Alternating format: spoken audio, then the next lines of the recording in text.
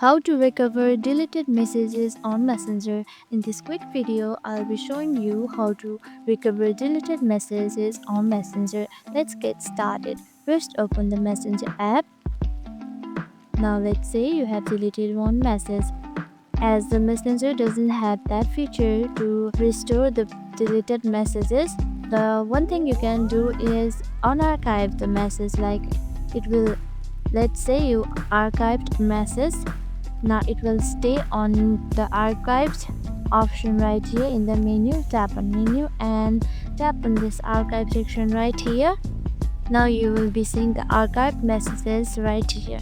Just swipe left like this and your message will be unarchived like this.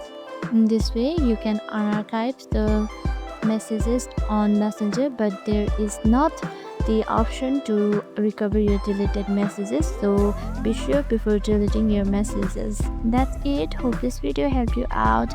If you did, make sure to give this video a thumbs up and subscribe for more tips and tutorials. Thank you for watching.